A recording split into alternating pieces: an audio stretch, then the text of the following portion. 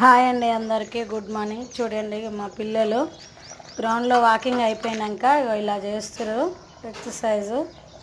Daily మీ పిల్లలకు కూడా చేయించండి, వాళ్ళు కూడా చాలా యాక్టివ్గా ఉంటారు.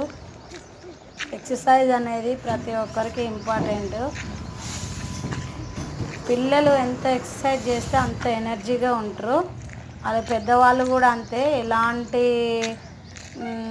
కాళ్ళ నొప్పులు కానీ ఇలాంటి కాళ్ళ నొప్పులు కూడా రావు.